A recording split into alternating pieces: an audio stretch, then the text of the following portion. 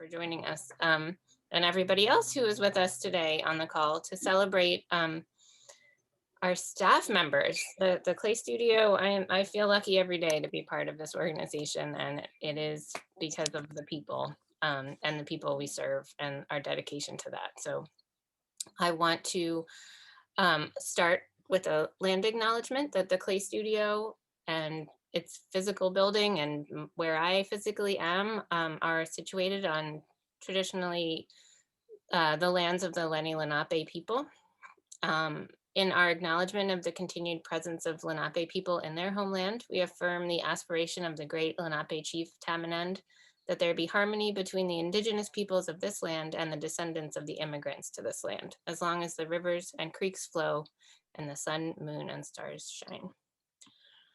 We are excited to come together every week and build our community and strengthen our community through these conversations. This is free programming that we feel strongly that we need and want to offer for free. If you are so inclined, if you love the programming, please consider going to our website and becoming a member or donating. You can go to the support section of the website, which I'm sure one of my colleagues will be happy to put in the chat for you.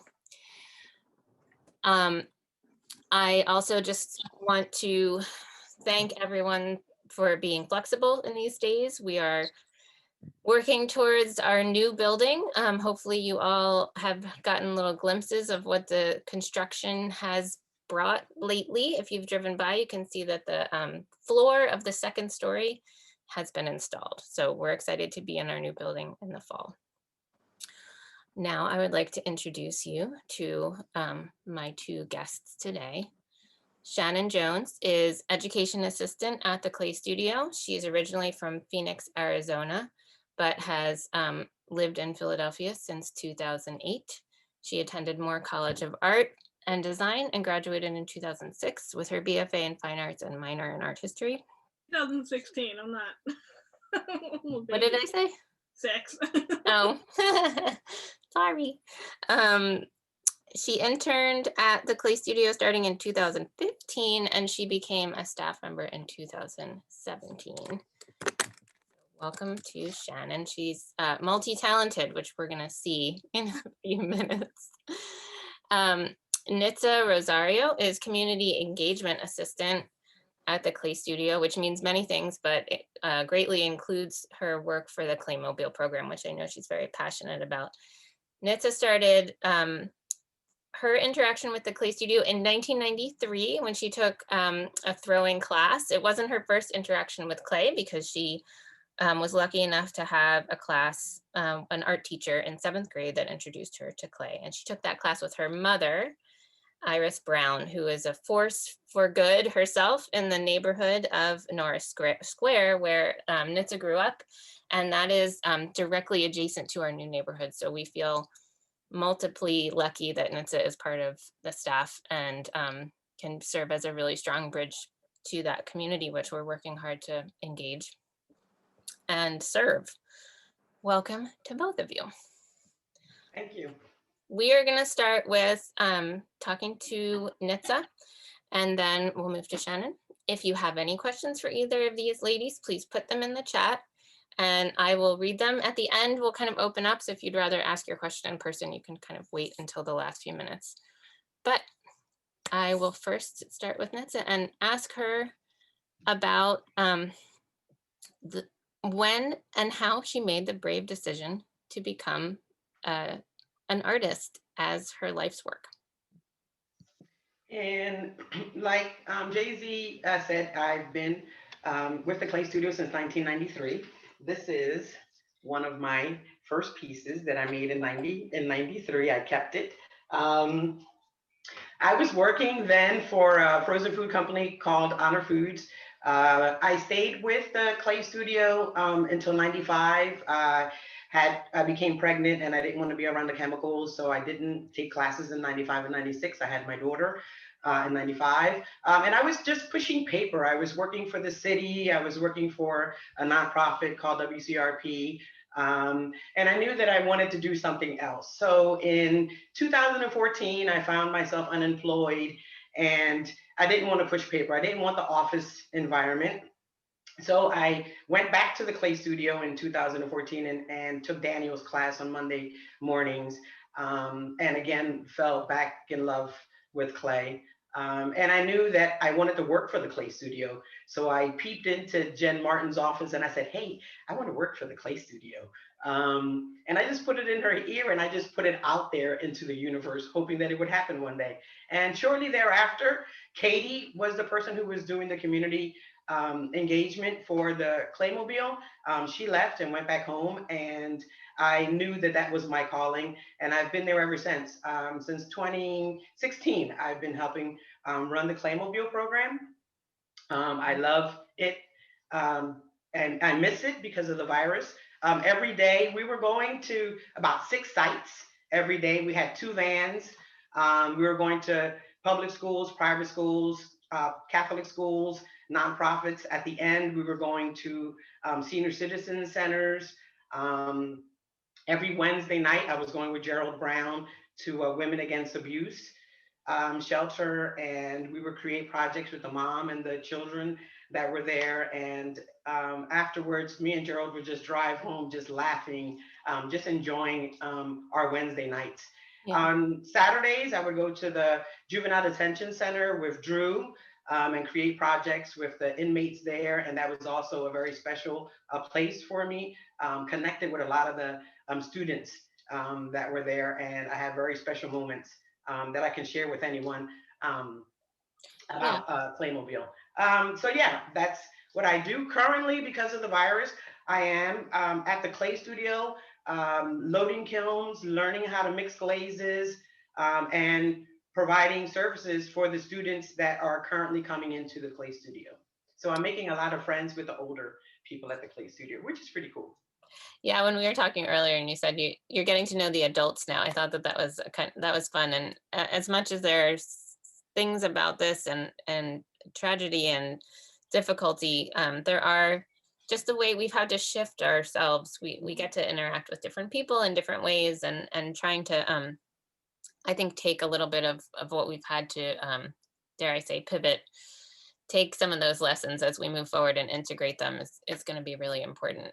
I would love to hear a little bit more about those 2 programs that you mentioned in a moment, but I think first, maybe not everybody on the call even really understands what the Claymobile program does and how intense that work is, and how strong the staff members have to be in their resolve to kind of get that done, and the organizational effort it takes.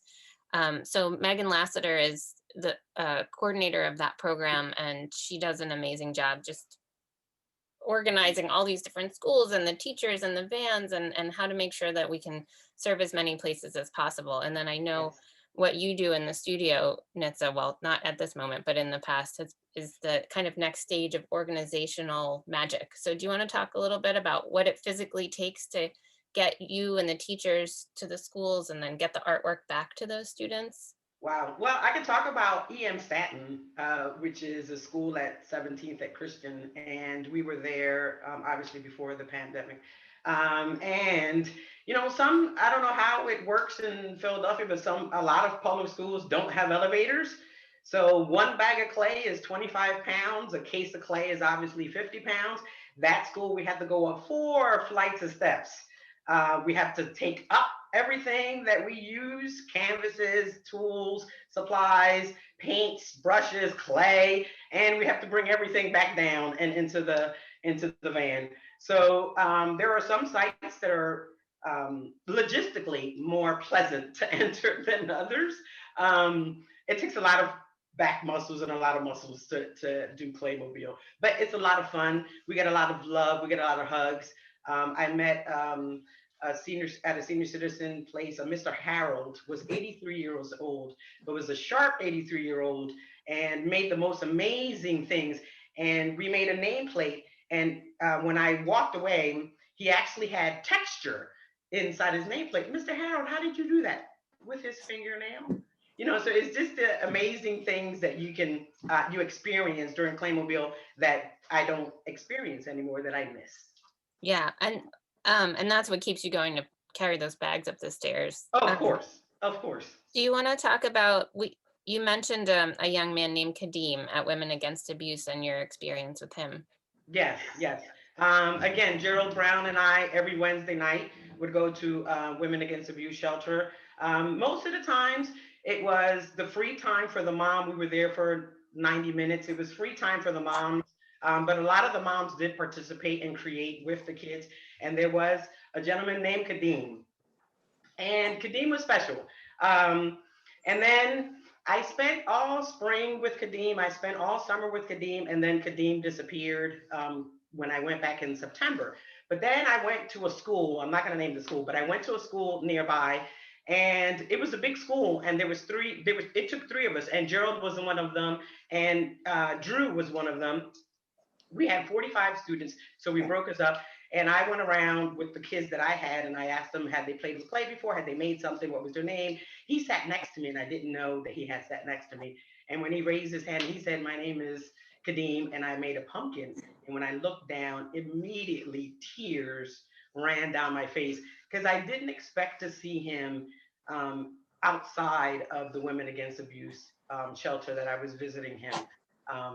Every single Wednesday night. So that is a moment that will still bring tears to my eyes. At first, I was there for 10 weeks, and I asked the teachers how he was acclimating to the students. And at first, he was having difficulties, and I sat next to him and I said, "Hey, I'm hearing that you're having problems. I'm going to be here for 10 weeks." And every single week at the end of the class, I sat next to Kadeem and I asked him how his week was. And at the end of the 10 weeks, he made me a turtle because he knows that I love turtles. He made me a turtle. And, if I were to see Kadeem now, I would break down in tears again because, he was a special student.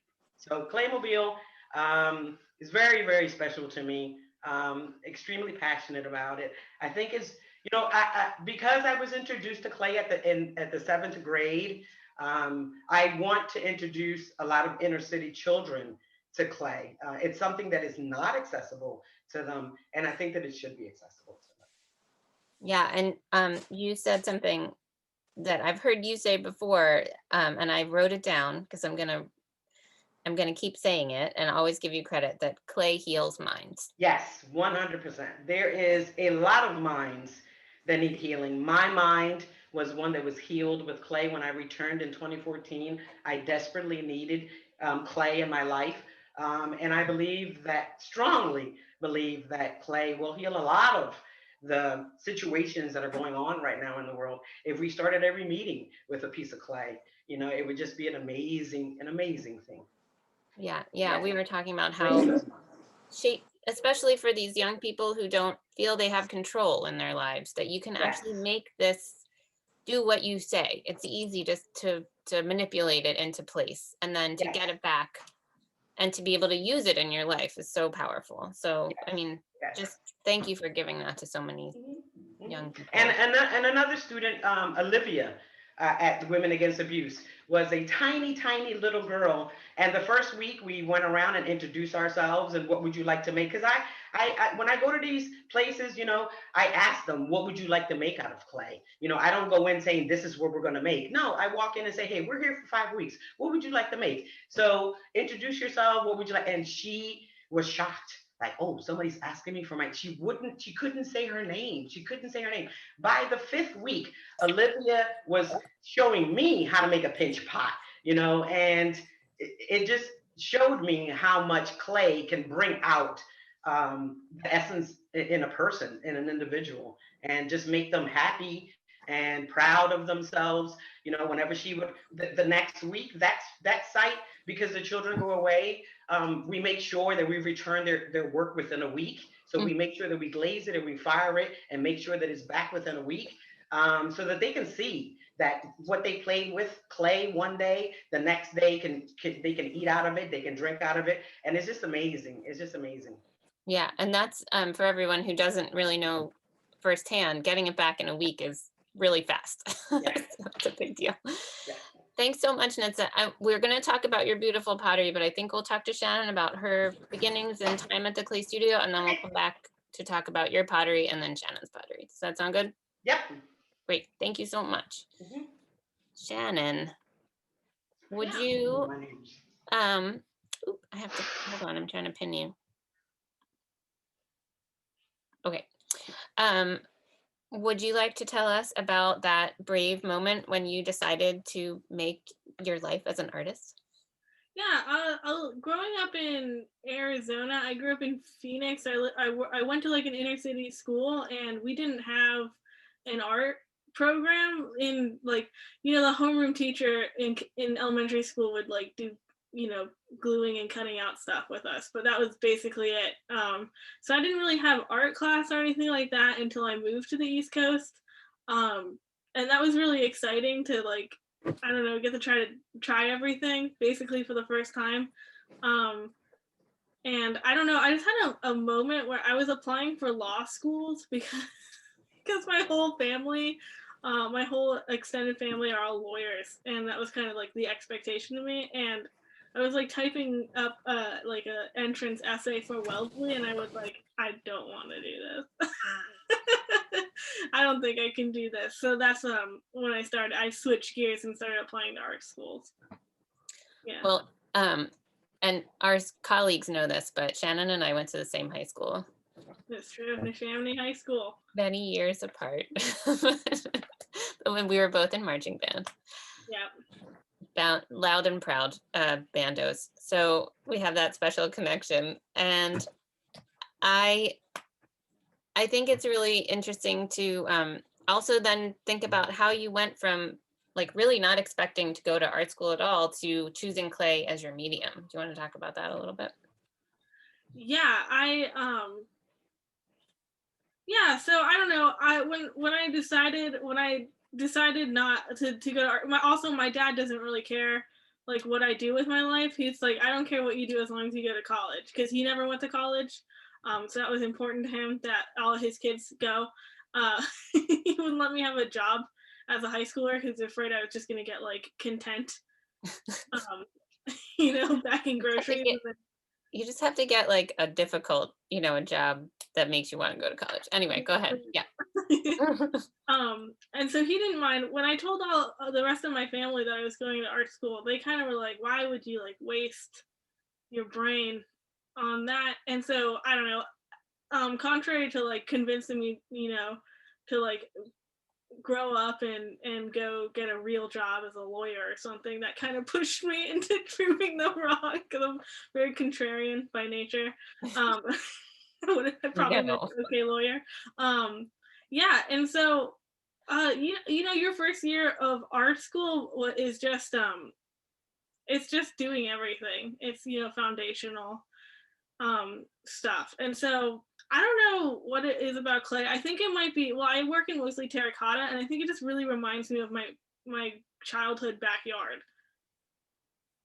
in Arizona. So you would kick away the topsoil, and there was just a layer of clay all under my backyard. So we used to run the hose until we got yelled at for wasting water, and then like build stuff out of the clay, in our backyard. So I don't know, it just connected with me, and I was feeling homesick for Arizona at the time, so it just clicked. Yeah. Well, and that makes sense too, that your work is often hand built. And we're going to look at that in a little bit, but why don't you also tell us a little bit more about what you do at the clay studio? It might take, although we don't have like another hour to list all the things you do. Yeah, I'll go fast. Yeah, so when I first went, I did my internship for school at the clay studio, and then as I was about to like say my goodbyes to Jen Martin, who had a direct hand in the interns at that time, she said, why are you gonna quit? And I was like, because I have to go back to school. And she's like, why can't you be here on the weekends? So she kind of like, I just ended up lingering.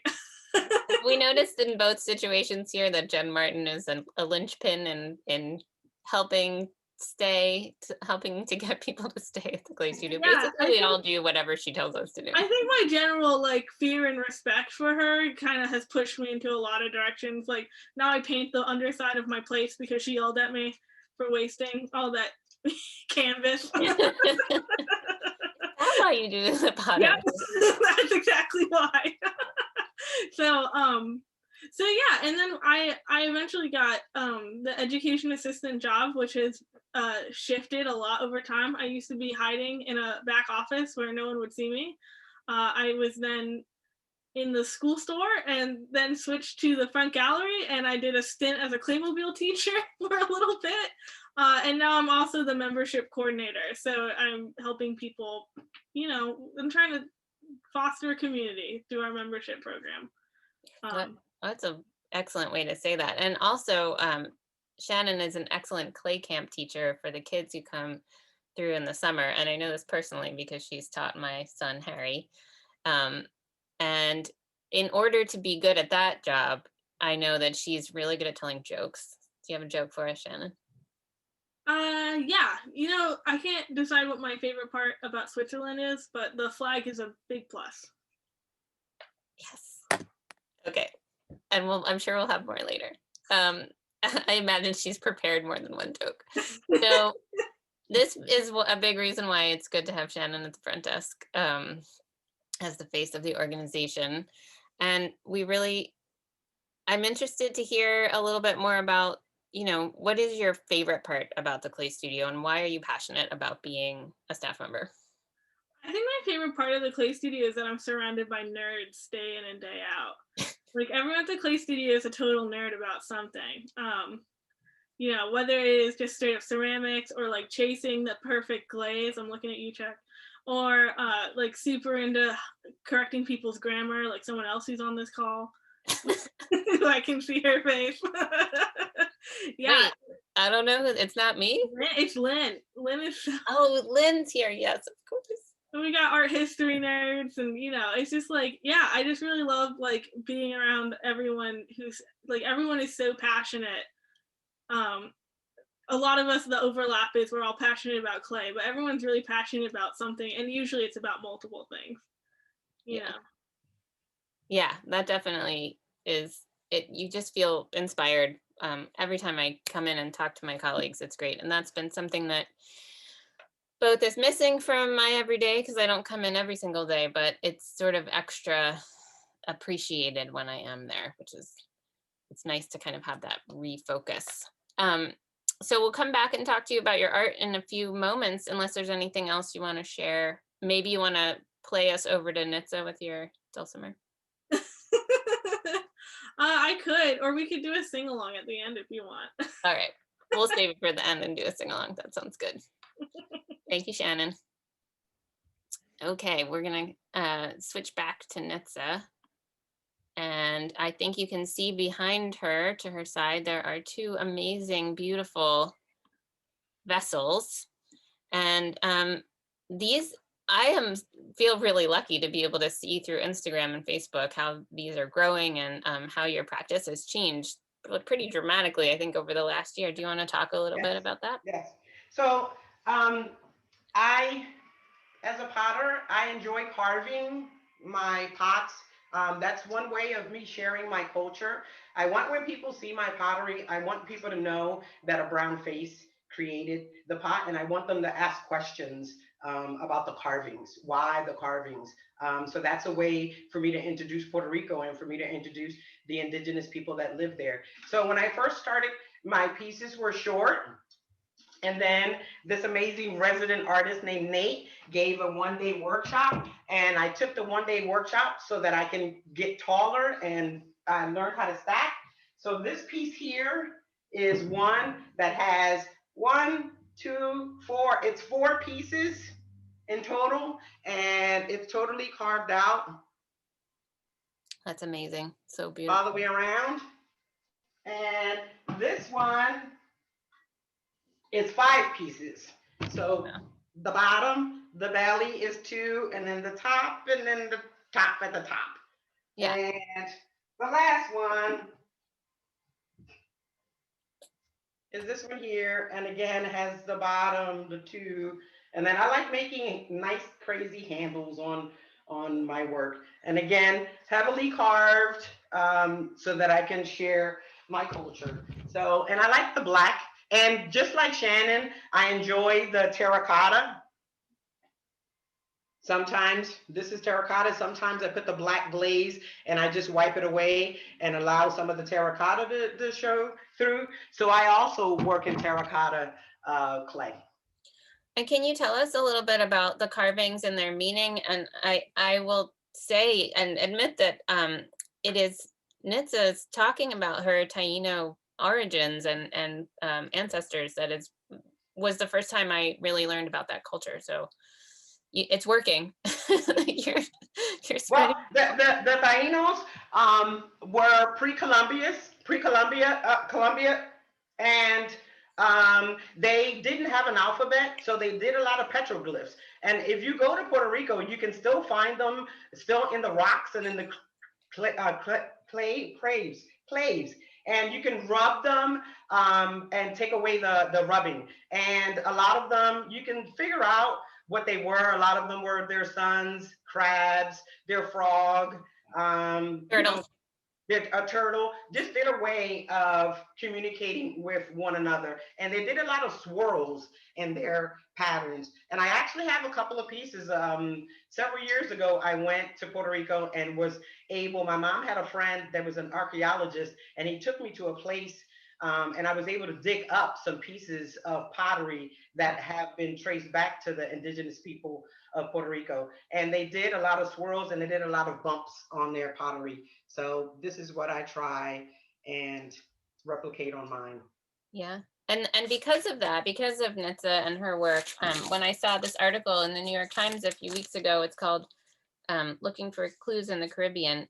These are pieces of ancient Taino ceramics that have been used to really understand the culture better. So it's just a reminder that the ceramics hold so much of the information of our the history of all cultures all over the world. So it's pretty exciting to me. Do you want to talk a little bit maybe about how you've I love that story about taking the workshop to expand your work taller. Do you want to talk about why are you making it tall? I know the swirls are from those Taino forms, but why taller? Just for surface. Someone told me to sell your work, you either go blue or you go tall. So you go big or you go blue. So I decided to go big. And it's just more surface for me to carve. I definitely enjoy carving. Someone recently asked me, when did you know you wanted to carve? I've always known that I wanted to carve. I throw so that I can carve. yeah. So making them taller is just giving me a larger space for me to carve. Well, and that's so interesting too, reflecting back to what Shannon said about Jen Martin telling her not to waste the space. So you needed more space for your image making. Mm-hmm. Do you and Martin was also one that told me to carve all the way up to the top, to create my images and carve all the way up to the top. So there is a strong theme in this conversation today. Do you design beforehand? Do you make drawings, or do you just go at it once you start right onto this?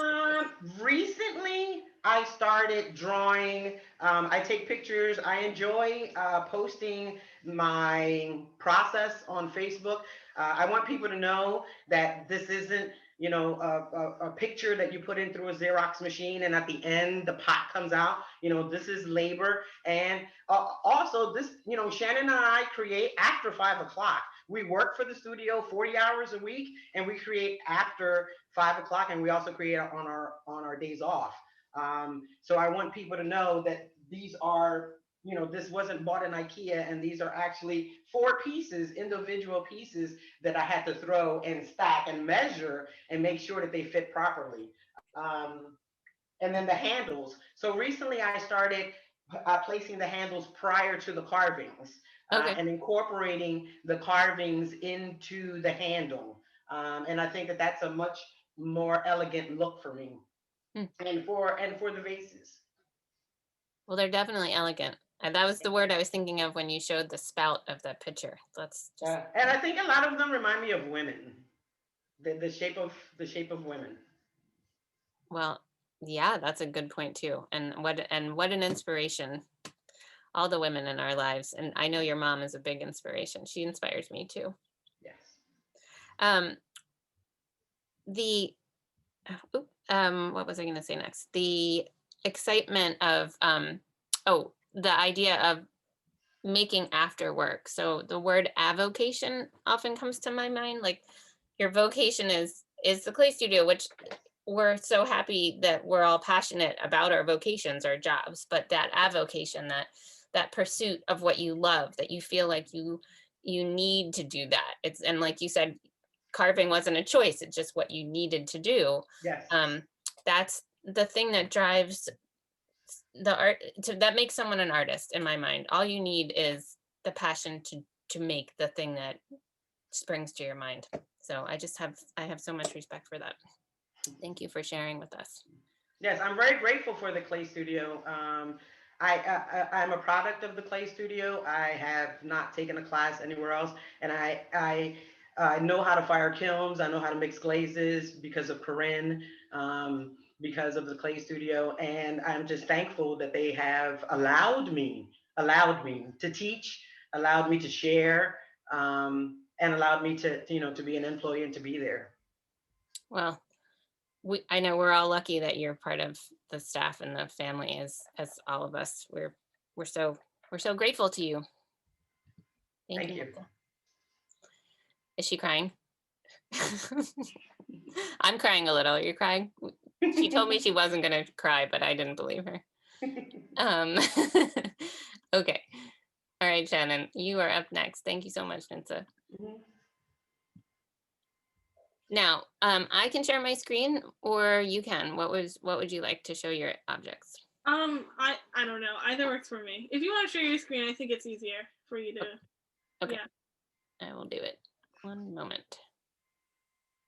I do have to say that Nitza really got me through a lot of Claymobiles just with her attitude. With her good attitude. That's nice to hear. Yeah, it's a team effort, that is for sure. And now that we're opening the website, part of that team, I mean, everything we've talked about today points to all the other staff members. And then I know Raymond is on the call, and he makes our website look beautiful. He designs the assets, he designs the forward-facing things to show, to communicate really the goal and the mission of the Clay Studio out to the rest of the public in that visual way. So thank you to Raymond. All right, Shannon just mentioned that she needs to use as much of her surface as possible. So Shannon, do you want to talk a little bit about the inspiration for the types of images that you are making? Yeah. So my imagery has got kind of an occult, or it usually skews a little occult or witchcrafty, and then it's also, a lot of them are tied into specific mythology. Yeah, I've been obsessed with witchcraft ever since I found out that a lot of my ancestors from Germany were practicing witches that were kind of that were hunted during the witch trials, and then a lot of them came over to America after that. Yeah, so I never heard that part of the story before. That's amazing. I happen to be very interested in witch things and the occult as well, so it really strikes a chord with me. I would love to hear more about your witchcraft past, but yeah. It's so, I mean, and also just the history of witches. Witches are vilified by the patriarchy. Oh, we're getting a little political, guys. Buckle in. So witches were women who knew how to get people through childbirth without the mom and the baby dying, or how to use different parts of the plants to induce vomiting if you needed to, or whatever. And and they were, and a lot of the vilification of witches and why they're seen as evil come from the fact that it was women who had power. Right. And here's another connection that just at the end there, when Nitza mentioned that her pots have a reference to kind of a female body, and then we switched to the far more specific images of the female body and the celebration of women and strong women, which is another theme that is often noted about the Clay Studio in general. Yeah, so you won't usually see like male bodies in my work, although when I do, I usually give them like an animal head or there'll be like a skeleton, and that's kind of like, I don't know, that's probably part of it. But then I also like to fuse like mythologies together. So like that Medusa plate over there has like the classic like Byzantine halo that you would see in like early like Christian art. And she's doing kind of like the saint pose, but of course it's like Medusa, who is a Greek. Well, she was a deity that turned into a monster. She's actually a protector of women. So Medusa heads would be found in like temple sites where women could go to get like a safe haven from. Yeah. Yeah, that's that safe haven for women, another theme that we were talking about. Do you, I mean, this is right up my alley. I mean, there's a lot of unicorns and mermaids too, which I'm right there for that. Do you want to talk a little bit about your process? Yeah. So I do hand building. Almost everything I do, I build out of slabs. There's something about, I don't know. I'm also like obsessed with making origami cranes, and so something about taking like a flat surface and turning it into a 3D object I'm really obsessed with. So I usually I'll roll out like 50 pounds of clay on a slab roller into slabs and then just like build until it's done. So these the plates are like a press mold that I made. And a lot of my bowls are just slumped into pre-existing bowls that exist. Or Chobani cups. Not to like not hashtag not sponsored, but Chobani cups make really great little bowls. That, yeah, I didn't expect that. That's interesting. Is this one wood fired? Yeah, that one's wood fired. So before I got into this kind of like, this is what I like, is kind of what my work looks like now. When I was in school and stuff, I was more obsessed with like the chemistry and all of that with that like that goes into ceramics and glaze, and I was what I now call a reduction bro. Just like super duper into like reduction firing and like wood kilns and gas kilns and like taking everything like cone 10 and like I only use 2 glazes and it's Chino and Celadon and like like making those the best they could be. But then I got over that. And you're like, I want to draw pictures. Yeah. And this woman she's got a ceramic pitcher that looks a little bit like Nitza's pitcher in her hand, I'm noticing there. Actually, it is modeled after, I was painting in the studio that day and Nitza was working, and I did model it off of one of Nitza's pictures. Oh my God, that's so exciting. I had no idea. Yeah, so that's Iris, who's like seen as a messenger goddess, and is also responsible for the rain and rainbows, so she's like associated with.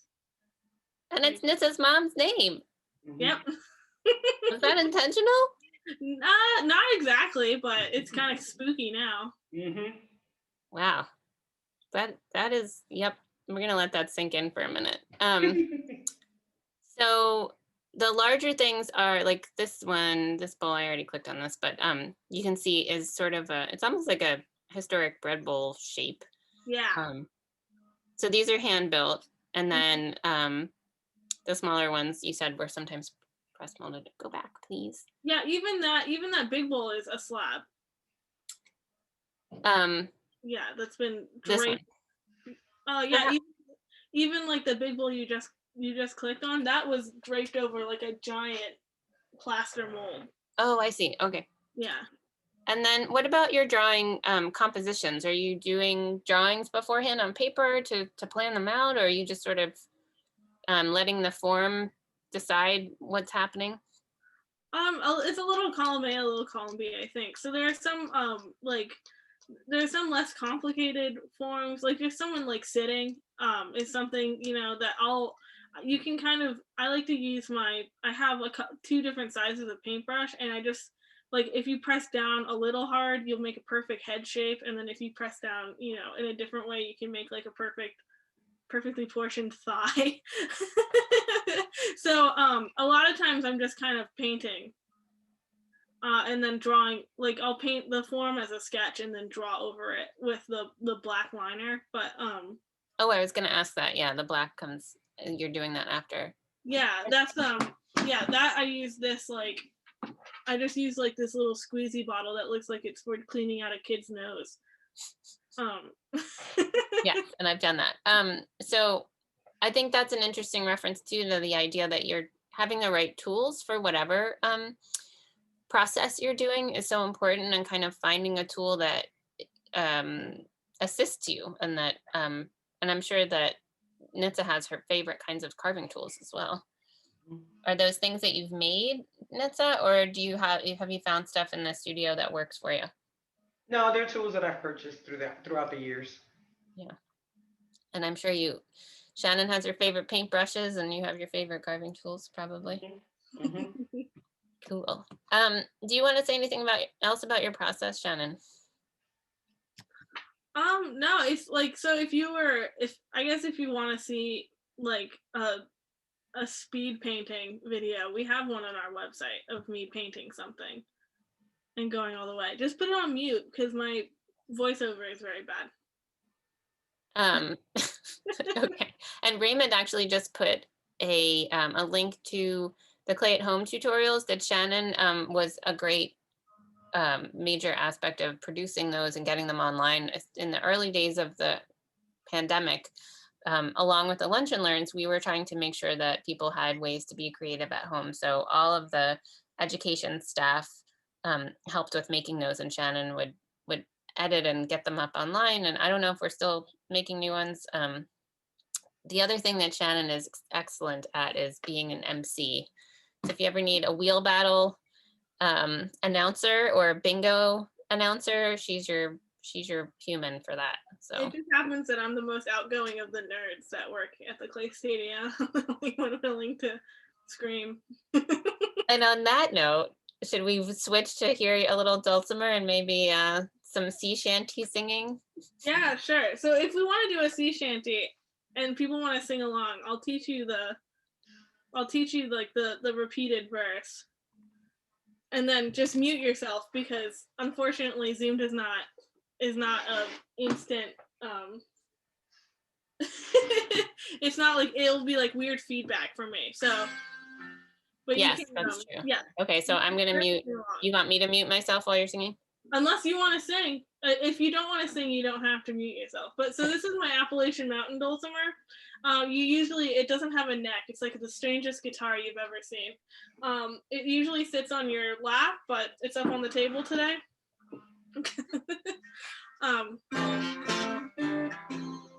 So do you guys know the song Blow the Man Down? I could be taught. Okay, so the repeating lines are way, hey, blow the man down. So, oh, I'm sorry, my phone thinks I'm talking to it. So it starts with like, oh, come all you sailors and listen to me. And then everyone responds with, way, hey, blow the man down. I'll tell you a story, a fish of the sea. and then you respond with, give us some time to blow the man down. So that so that's way, hey, blow the man down, and give us some time to blow the man down. All right.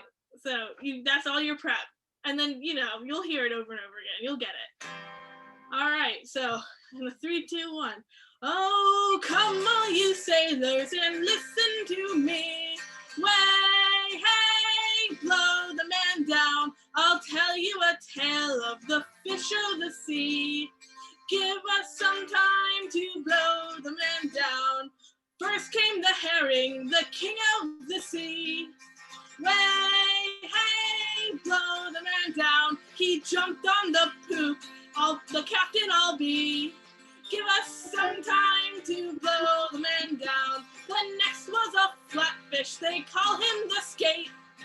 Way, hey, blow the man down. If you be the captain, why sure I'm the mate.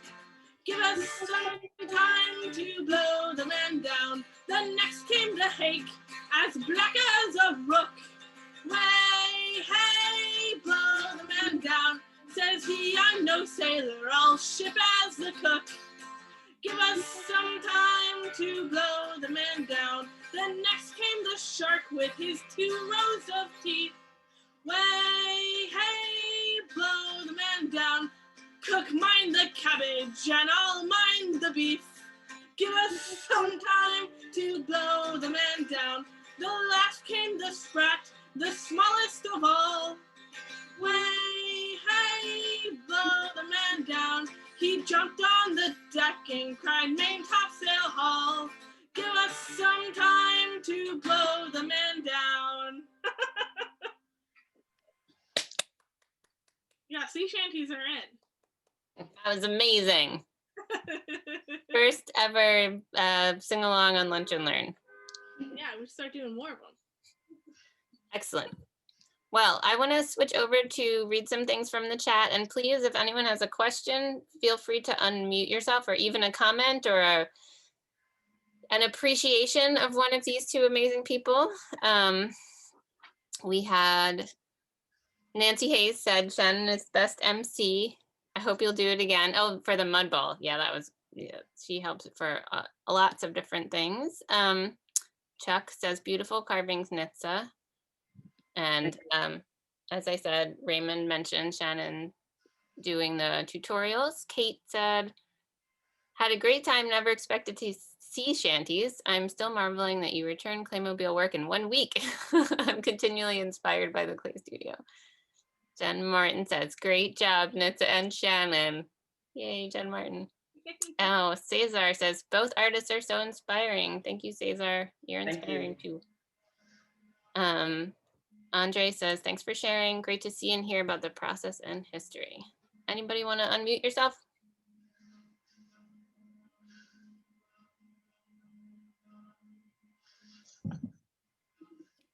I'll say it's nice to be reminded of how talented our staff are. So, I mean, I know how hard you guys work every day, but it's great to highlight you guys and see your work and hear more about it. So thank you. I agree. I think Drew was going to say something. I saw him go for the unmute button. No, come on.